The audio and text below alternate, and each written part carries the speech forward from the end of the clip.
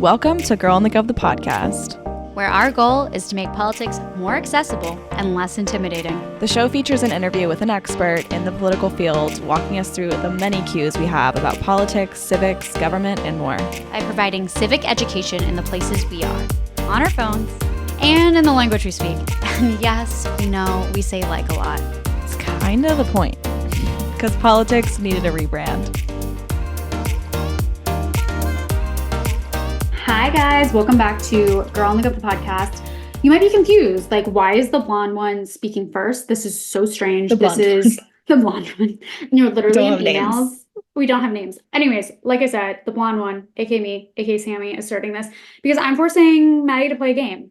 Because we got the Let's Fucking Date cards from Serena Kerrigan, aka Queen, legend, icon, all the things. And I've been wanting to play this game because we're like, people always ask us, like, they're like, we want to know more about you guys. I mean, I guess they have to know our names first. So that's like problem one. You know, I'm Sammy. This is Maddie. They know our hair colors. That's all that matters. That's it. Yeah. Honestly, can you imagine if we were both brunette or both blonde or both gingers or whatever other hair color? It would be the end of us. That would be, well, I've never dyed my hair before, and that's my never have I ever always. So you can guarantee that I will not be coming for your hair color because I have to keep that claim to fame. So that's that. Nonetheless. Are you ready, Maddie? Let's not really, but I have some friends who played this game this weekend. I wasn't present for it, so I'm glad because I don't know what these questions are. So it's gonna be a surprise to me. Literally the timing of that, the universe. Okay, if you were a soup, what type of soup would you be? I hate soup. I know. We both hate soup. I would be, though, there is some soup. I would be pho. I love, I actually like pho is one of my favorite foods. I don't almost consider that a soup. You know what I mean? It is a soup, but you're right. It's basically chicken noodle soup, but better. But yeah, I would say that's a fair soup to life ratio situation, if that makes any sense at all. I feel like the one soup I like is clam chowder, New England clam chowder. So look, my personality is just like rich and vibrant and probably makes some people sick. So, you know, there it is. Weirdly accurate. Okay.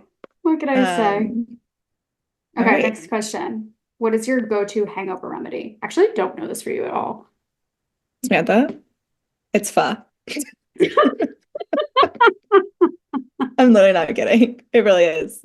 Like the only thing I could really put down is pho. Who knew that this was going to be such a PR moment for pho? Yeah. Wow. Oh my God. Okay. Whoever is doing partnerships, hit us up, info@girlandthegov.com. We'd love to chat just like for an entire What's yours? food. This is going to be. And Shrek, by the way. Sorry. Keep going. Well, that's fun track. Like truly, like I'm back after that. I'm so back. She's ready. She's rebounding. She's at the party. She's like going shot for shot for sure. Mine is honestly the brand of this has switched. It used to be Chipotle. Like the way like Chipotle makes certain people sick, it like will bring me back from the dead, like nobody's business. However, like the quality is just unfortunately gone down. So there's Hot take. I know it has. It just they don't give you as much to a lot of times. Like the meat's a little burnt, whatever. If we're going for a movie, probably Emperor's New Groove. A classic. It's so good. Yeah. Although there was this one time in college where my best friend and I played as a pregame, and it was like take a shot every time you think something's funny. That was the easiest way to black out. You know, which don't do students, humans. Safe drinking, responsible drinking. Wait, I'm going to switch another one. Switching stacks, shuffling cards. Currently, name waiting a book for the dealer. Sorry, go ahead. Name a book what? That mind fucked you. Verity by Colleen Hoover. Thriller. It's just creepy and weird. It's not like a mind fuck in terms of like, wow, my life's changed. I probably have an answer for that too, but that's just the first thing that came to mind. It's also one of my most recent reads. So How about you? Okay. Hold on. I'm gonna have to hit pass on this one. Like I've read some good books recently, but like nothing that's put my head on a swivel, you know? That's fair. Okay, who is someone you've never met but have impacted your life significantly? Miley Cyrus. What's yours?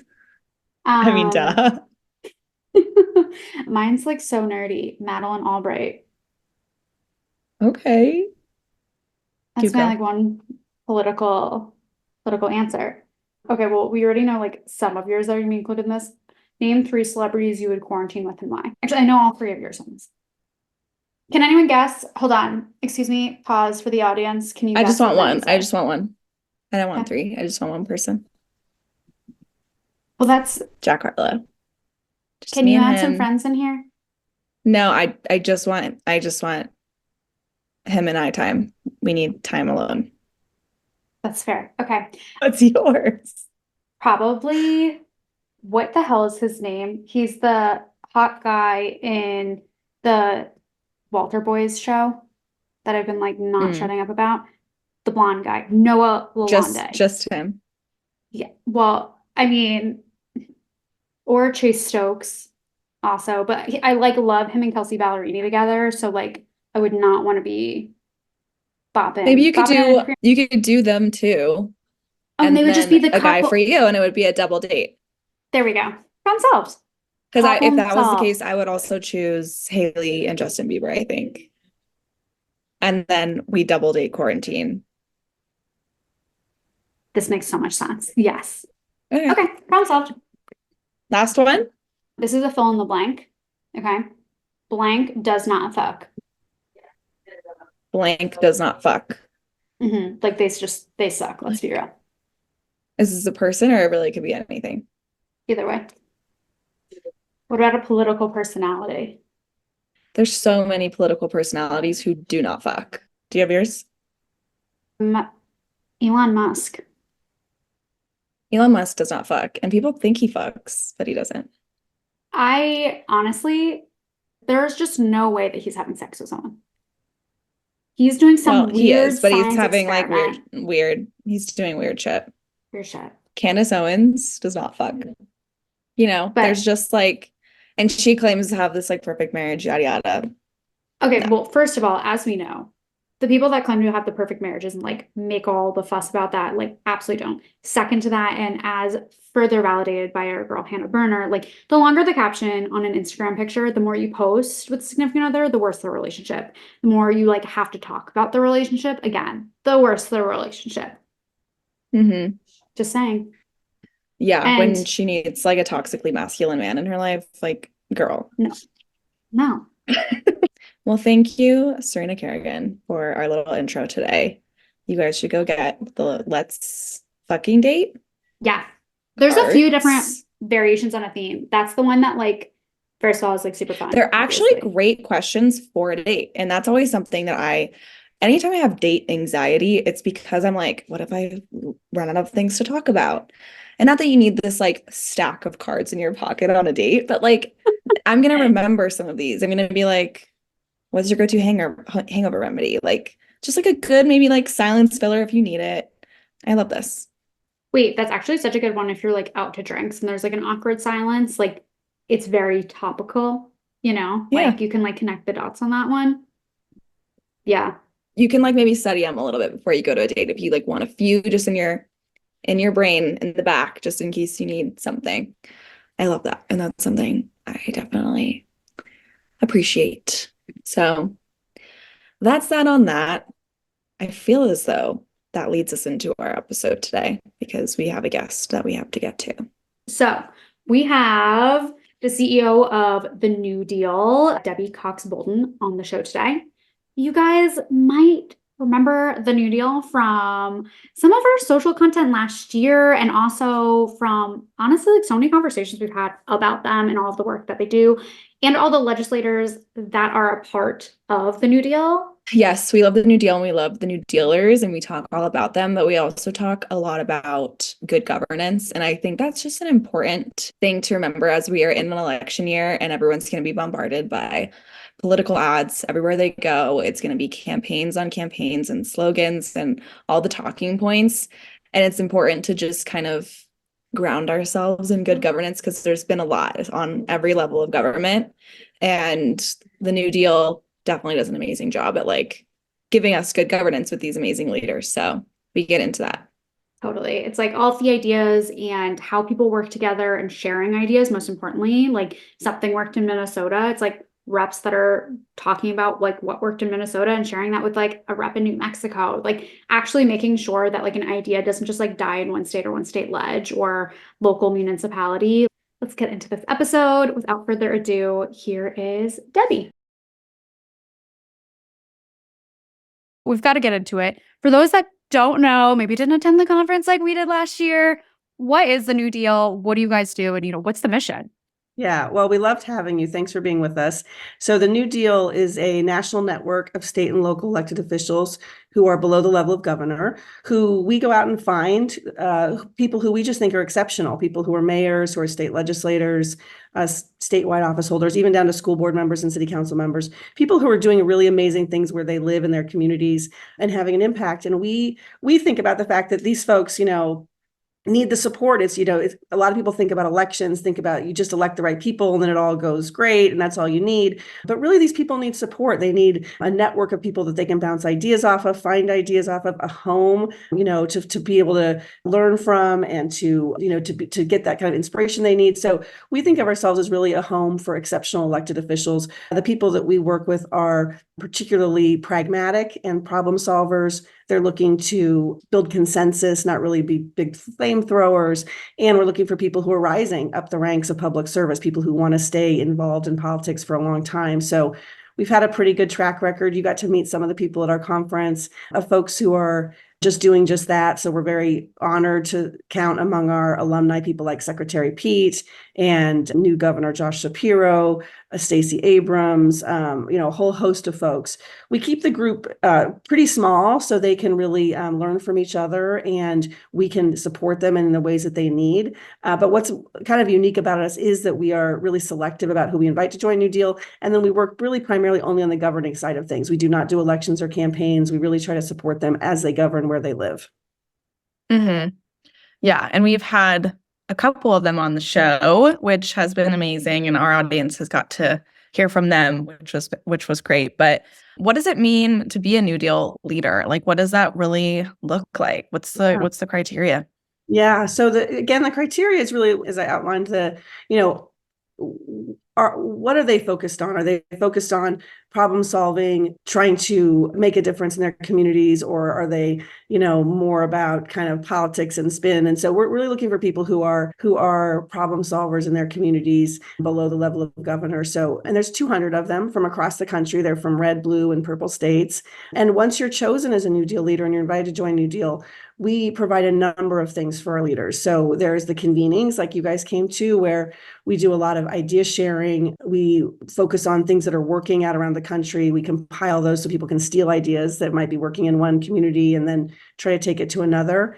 We also offer things like leadership development. We have a fantastic communications coach who helps our leaders communicate authentically, and a number of other things that we do to try to help them. Again, they're already fantastic. I mean, we're so selective about who we invite to join, and we get nominations from all kinds of places. And we do 2 new classes a year, fall and spring, and bring on about 20 New Deal leaders at a time. And so we, once they're in, they're really like family to us. And so we're working to help them govern where they are, if they're a mayor, if they're a state legislator, but also think about how to help them grow in their career as well as they rise up those ranks to the members of Congress or to governors or to other places.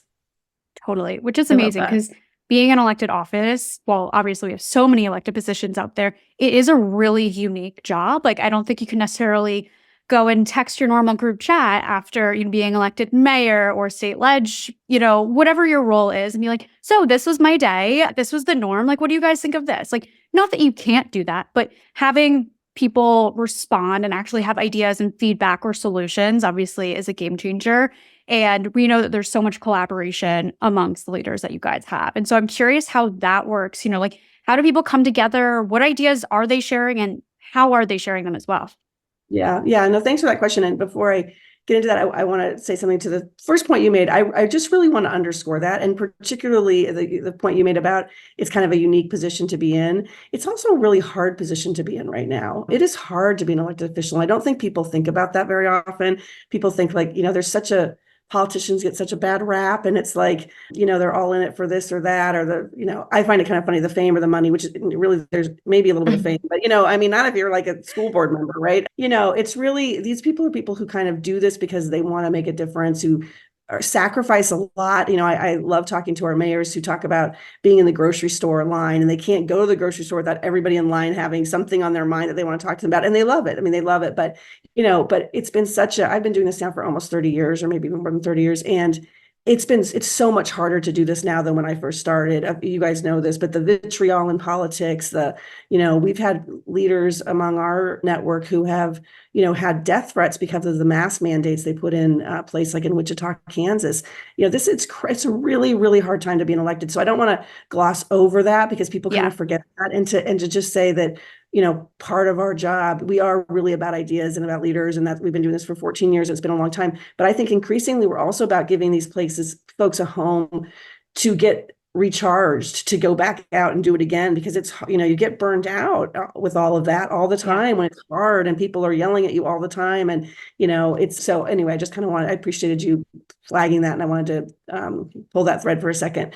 But I think you asked me about how they share ideas and what we do. So there's a couple different ways we do that. We obviously do our big convenings, which you guys were able to come to, one in Washington, D.C. in the fall, and another one around the country in the spring. And that's a great place where we bring dozens and dozens of leaders together to share ideas. And then we also have, through our New Deal Forum, a number of working groups that work throughout the year on a variety of issues. So right now we have working groups on democracy, which I'd love to dive into, on education, on climate, on broadband, where leaders run those groups, some of our leaders, and they come together to bring best ideas that are happening in one community and put them together and see if other people want to do them. So we've had, just at our conference this last time, we did a panel I really loved on climate, obviously a huge issue around the country. How are we going to deal with climate change, resiliency, these extreme weather events? And as you guys probably know, and your listeners, I know and your listeners probably know, there's been so many amazing things that the federal government has done actually in the last couple of years to pass these big bills with lots of funding attached to them to invest in America. And a lot of that money went directly to state and local leaders. So we're working with those leaders to think about best uses for those funds. So things like through the American Rescue Plan that was aimed at trying to help us recover from COVID, or the bipartisan infrastructure law, which is sending tons of money to do things like transit and other things, and the Inflation Reduction Act, which worked with climate. So with all that money coming to states and localities, it's really fun to see and to help our leaders think about what some people are doing and that can be done other places. We had this panel on some of the lesser known ways you can fight climate change. So a lot of people are talking about the big ticket items like electric vehicles and upgrading grids. And, these things are really big and expensive. But, we had people talking about how to plant more trees in their community so that you can, both get the shade and the oxygen and then, and the carbon dioxide. And so, or how to, give grants to places in their community that are doing good work with students or service projects where people can come in and help on climate projects or build things. So it's just fun to watch the leaders learn from each other. I always joke that we usually give notepads out at our conference, because everyone says that they come home with a notebook full of ideas that they just hand to their staff and say, hey, these are the things I want to implement. So we love being that source and that place where people can find good ideas. Maybe give you one other example, because it's just fun, but we have even a small idea, but we did something a few years ago on something called a renter's choice, which was this idea that deposits for apartments is actually a barrier for some people getting into homes. And so there's this alternate idea where you can do insurance and you pay a little bit less, but you pay more, you pay it over time. So that's not this big outlay at the front. And, one person had been doing this in Cincinnati, and we had it presented at the conference, and all of a sudden people in Atlanta and people in Virginia and people in Maryland were all of a sudden picking up that idea and doing it. And so that's just another, example of it could be a really discrete kind of idea like that. But, once you hear it, you're like, hey, that's something that would work in our community, and we're going to take that home and do it. So it's really a blessing and great fun to be part of that spreading of those ideas. Yeah, totally. That's definitely something that stood out to me at the conference we went to at the end of 2022. I think there's a lot of conversation about how to implement a lot of IRA funds. And I thought that was just so interesting to see that collaboration in real time of, all these elected leaders across the country who are local, but like still can work together to implement this like federal funding and these resources that then get trickled into communities. I think that's just like an important piece to hammer home, not only for really for like voters too, to understand that like these big federal pieces of legislation, like they do come to you and they do come to these local leaders who can then hopefully implement it in real life. So I thought that was really, really cool to see. Can I give you another example that I thank you for that? And can I give you another I just loved, actually, I'm thinking of this now because it's so heartwarming. So we, as I mentioned, have these working groups, and one of them is on democracy, which is so important right now. And how can state and local leaders make sure that people's votes are going to count, that the poll places are protected, all those things. And so we were doing a meeting mid last year, I guess. And one of our co-chairs of that group is a woman named Sandra Harigi from Nevada, Assemblywoman. And she got on and she was giving some opening remarks. And she said, hey, by the way, Jay Chaudhry in North Carolina, who's a state senator, I wanted to thank you because last time we got together, we were on this call and you were talking about this bill that you had introduced to protect poll workers in North Carolina. I know it didn't pass in your state, and I'm sorry, but I want you to know that I took it and I put it in our bill. And now because of you, Nevada poll workers are going to be protected this election cycle. And so that's kind of, just example of like watching in real time these kind of ways to share good ideas. And and maybe you're in a red state where you're going to have a harder time passing something, but it's a great idea. So, or maybe somebody from a red state says, hey, I know we've got somebody on the democracy front in Arkansas that's had limited success working with Republicans on some absentee ballot things, which has been really hard for people in some red states. But he's found a way to work with some of his Republican colleagues. So to get that advice from somebody in a different red state when you're trying to do it in your state, I think it's really an important element of how you could be successful. Yeah, totally. I'm sure it can be like hopeless as a Democrat in a red state sometimes. Yes. So to be able to have that camaraderie is nice. Exactly. And also see your idea go somewhere, like just because it didn't work in your state because of the, elected environment doesn't mean it can't work somewhere else or, create progress elsewhere. So I think that's also like an important lesson of what you guys do. It's like, just because it didn't work somewhere doesn't mean it can't work elsewhere, and continuing the lifespan of an idea and like making sure it actually goes somewhere. But I'm super curious with all this collaboration, who some of the pairs are, like who are like some of the elected officials amongst the New Deal leaders that just absolutely are forces of nature together, whether expected or not. Like who are those duos, trios, whatever? Yeah, I mean, so, one of the things we do, as I mentioned on these working groups, is bring leaders together who, then work together, and it's super fun to watch. So, I guess I would flag a couple of our groups that have co-chairs that are doing amazing things. So we just announced the new co-chairs of our climate working group, for example. So that is a really phenomenal young mayor that if people don't know, they will know. His name's Philip Jones out of Newport News, Virginia. And he's been paired with a state senator in New Hampshire who's phenomenal, Rebecca Cuoca, and a state senator in California, Ben Allen. So to watch the three of them get together and think about what will work in Virginia and California and New Hampshire, or, they're all three in their own right, amazing folks. Obviously, also our democracy working group, we've had the great fortune to watch the secretaries of states come together in this incredibly important time for our democracy. So I love working with our co-chairs of our democracy working group that include Jocelyn Benson, the Secretary of State of Michigan, who's just a force of nature, to use your words, and Adrian Fontes in Arizona, who's both just so amazing, right? Adrian was the Maricopa County recorder during the 2020 election. So when all the craziness was happening, he was right on the ground in Arizona, ground zero for all the votes, shenanigans. And one of my favorite stories about Adrian is that he lost that race that year. And so all of the things about, hey, there's a Democratic recorder doing funny stuff with the elections and, not being truthful about what's happening. It's like, if he was gonna, throw an election, I think he would throw his own election, right? So I always thought that was hilarious. But, he turned around and came from that and did such a good job administering that election in such a tough time. He then turned around and beat an election denier in a Secretary of State race statewide in Arizona in 2022. So it's, it's fun to watch the Secretary of States come together because they're also doing such important work right now in protecting our democracy. And so they've been paired with a couple others, a county official. People forget about what an important role counties play in our elections. So with Ken Lawrence from Pennsylvania and with Sandra, who you already mentioned, in Nevada. So, but there's so many phenomenal New Deal leaders who are doing amazing things. And it's not just for us, it's of course not just the co-chairs of our working groups. It's finding things that we can promote from all of our 200 leaders across the country. Yeah. And one thing we love here at Girl on the Gov is like a group chat, and especially amongst different elected leaders across the country. So we've talked about some attorneys general group chats, some governors group chats. So we love to see that just play out in real life.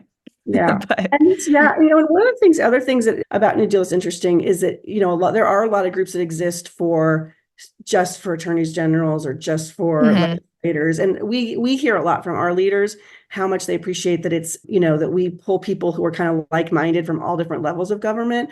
We've heard, from some of our leaders who are looking to run for higher office, for example, getting to know, maybe if someone's a city councilwoman, I'm thinking of someone specific, who wanted to run for mayor in her town, her getting to know the mayors of some big towns who were able to help mentor her and have her say, hey, I think that, I think I can do this in my town. I'm going to go back and run for mayor. And so, had we not had that kind of cross-pollination of different levels of government, I don't know if that piece of New Deal would work as well. So I really enjoy seeing that kind of mentorship from some of the more seasoned, maybe big city mayors, with city council members or people who are in the legislature looking to run for higher statewide office or whatever it is. Yeah. And, that's exciting to see. That is. I love that. Well, looking at 2023, we want to kind of reflect a little bit and just kind of hear what some of the big wins for New Deal leaders were in 2023. Yeah. Well, thanks for that question. It was a big year, and it's going into a bigger year this year, potentially, right? I think I'd flag a couple things that we were super proud of at New Deal that we did and that we engaged all of our leaders in. So two big things we did last year. One was I've been talking a lot about our democracy work, but it's just, I don't think there's anything more important right now, frankly. And so we released, with the help of our working group and our Secretary of State, so I've mentioned, a democracy playbook last February that had 40 ideas for what state and local leaders can do on the ground to protect the vote, to expand access to voting, to protect poll workers, to increase civic engagement over the long haul, with some timelines even for what you should be thinking about 2 years out, what you should think about 1 year out. I think people don't recognize that election administration is a year-round thing, and it's not something that just happens. It takes a bazillion people. And of course, we're all very aware of the forces that are trying to really disrupt our election system. And so it's super important that we are diligent and thinking about this all the time. And so that's been exciting to see. And we've actually been tracking some of the ideas that were in the playbook and watching them spread into places like Michigan and New Mexico, who are now doing comprehensive voting rights. And so that's been a super important and rewarding thing that we've done, that we did this year.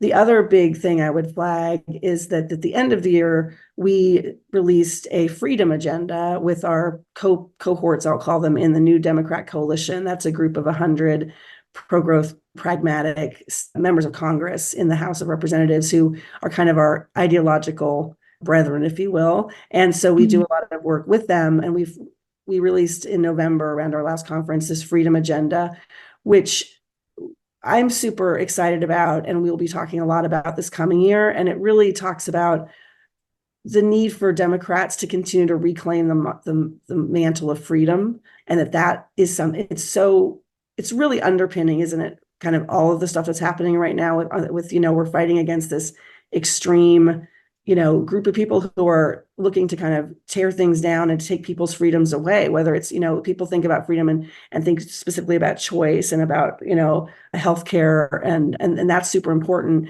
But also so is the freedom to be safe in your communities with things like common sense gun laws, things like having freedom to pursue your American dream because you have access to good education and good jobs. And so we put together a whole freedom agenda that had a lot of very specific examples of some things that we're both working in Congress and that are working around the country. And we're going to be talking about that all year this year and encouraging not only New Deal leaders, but really all folks to be thinking about the freedom frame as they talk about what they're doing and why Democrats should be elected next November. Yeah. And looking to this year, which we've been saying, oh my gosh, looking to 2024 for what feels like forever. So now to actually say, like, looking to this year that we're literally in feels like a total mind meld. But nonetheless, here we are living through it. For New Deal leaders talking about democracy, talking about all these different issues, like, what does that look like in practice? What does that look like on, the campaign trail for them and or two, just meeting with constituents? Yeah. Well, again, I think that what we're going to be talking to them is about a couple things. One is I think that Democrats have a really great story to tell up and down the ballot right now. We are the party that is delivering results. Democrats deliver, and again, contrasted with a party that is really incapable or unwilling or uninterested in governing. I mean, we're seeing it at the national level for sure. Yeah. Not unlike what's happening at the state and local level where, we've got people who are just, talking about book banning and talking about, all of these things that are such an anathema to American values, whereas Democrats have been focused on things like implementing the stuff we were talking about earlier. How are we going to build a more affordable housing? How are we going to close the learning gap that came out of COVID? How are we going to create new jobs and keep small businesses afloat? And so I think there's a real story to tell about Democrats doing well and Democrats focusing on the things that most Americans care about.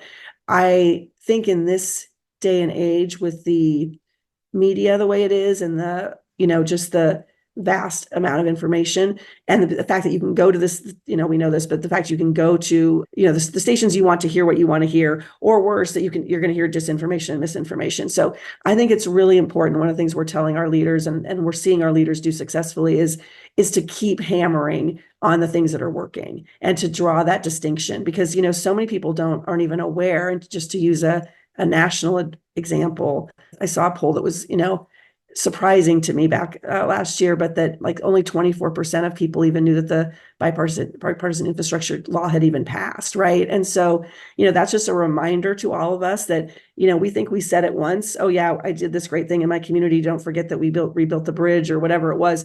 Maybe they weren't listening that day. Maybe they didn't hear it. Like you've just got to say it over and over and over again. And I think that it's always important to do that, but it's super important to do it specifically when the contrast is a party that is really focused only on extremism, focused on dividing us, not bringing people together. And so I think that that's a super important piece of what we're telling our leaders and that we're going to be looking for our leaders to do. I think there's one other thing I might mention that in that question, which is also to not give up on people, right? Also to meet people where they are and to be willing to talk to people who don't always agree with you. So, I think that in this day and age with really polarized politics, it's easy when someone doesn't agree with you. Say they spout a Fox talking point, right? And they say, something about the election being, I'm not sure why, how am I supposed to know if my ballot is secure or not? We can hear that as Democrats and say, oh, you're just one of those people. I'm never going to get you. You're off with the crazy people. But I think there are some people who we're never going to get. I think there are some people who really are hearing a lot of things and having legitimate questions. So I think as Democrats, we need to be willing to answer some of those questions and to say, hey, actually on the ballot question, for example, let me walk you through what does happen to your ballot. It's a fair question. I'm not going to take your question to automatically mean that you think that all that elections are rigged and that Democrats are doing it, or take another example, like, maybe what's happening on critical race theory, right? That everyone will be aware of this real crazy conversation we're having at the state, about schools and what and what we can teach in schools. There are some people who we're never going to get, who think that, we shouldn't teach slavery in schools or whatever the crazy stuff is happening in Florida. But, there's also people who are hearing this conversation saying, what is parents' role in education? What does that mean? How much say should I have? And they might not be saying it the way I just said it, but that's what is behind their question. And so I think we need to listen for that. We need to listen for people who are asking legitimate questions, even, critically, and answer those in the hopes that we can bring them over and not just dismiss them because we think they're on the other side and we can never get them. You know what I mean? Totally. Yeah, no, I have one of my best friends. She's coming around to being political. I've been lobbying for years, the whole thing. She's finally registered to vote, literally praise be God. I can't. But regardless, she comes from a more conservative background. I think she's sort of changing her tune as she's learning more. But one of the things that she'll, chat with me about, she'll raise a question. She'll literally be like, why don't we have a solution for XYZ thing? And then I will literally send her the website that exists and the program that exists. I'm like, it does. And this is how it works. And there's just such a dearth of understanding of how government works, but also what programs are out there and how things come together. And so that learning gap also exists, obviously, with our government and who we elect and all of these different things. And so I think your point is just so valid. It's actually not dismissing the questions, it's answering them or having a conversation, using it as a tipping point. Because if that person has a question that you're chatting with, I can only imagine, how many other people have that question. I'm having that conversation because I have that relationship with that person. So they're asking me, and I was the political friend in the friend group. But obviously there's other people out there that maybe they don't even have a political friend to ask that question to. So bringing them into the fold and actually having that conversation, especially for elected leaders, I think is so important. We have this thing here, our, founding segment is I have a stupid question, but, and there just isn't a stupid question. And sometimes asking those questions actually creates more solutions that maybe you wouldn't have even thought of. It's putting a spotlight on an angle that you're blind to. Yeah, it's just so hard too with just the cloudiness of the media and the narratives that are out there. And it makes sense that people think what they do. It's hard to cut through the noise. And so I think it is so important to focus on governance. And I think that's why what you guys do is so important because, poll after poll, it's people don't don't like Biden, but then learn about all the accomplishments. And they're like, oh, I get it. I'm on board. I think I would vote for him. So there's just such a disconnect. And it's fair, again, given the political environment we're living in, and especially with all these narratives out there, that you can't see the actual accomplishments and legislation and governing that's actually helping people's lives. So I think that's so important. And all of your points, so valid. I love it. Well, and I'll make one more. I appreciate that. And I'll say that the other thing that I love what you guys do, and I'm so grateful that you are helping a whole generation of people kind of understand and meet some of people who are in politics and demystifying it and having that space. And I think that's so important. And I would say it's we talked about misinformation for a minute there, but it's also, this is really a 30-year, maybe more, deliberateness that has happened where people are talking about government being the enemy and government being the problem. So this is not a fluke that we're in this space where there are these big disconnects where people, so it's possible that the only messages people have ever heard about government is the government, is incompetent. People who work in government are terrible, right? Why can't government be more like business? There's all these things that people have heard over their lives. And so I think it's super important that we, as people who believe that government has a role to play, government can't solve every problem. I'm a moderate Democrat. I don't think the government's the answer to everything, but government is important in a country this big and this complex. We have to have a federal government that is working well, that is providing a safety net, that is, doing all these things that only that entity can do. And we have to have, if we have no faith in that, if we have no faith in that government, there's no, it's not surprising to me that we're having a crisis in democracy. So those two things in my mind are linked. And so to the extent that we all have to now explain to people why, what government does, how government can solve problems, what elected officials do, and why it's important. It's a really important job right now. So I'm grateful for the role that you guys are playing in that as well.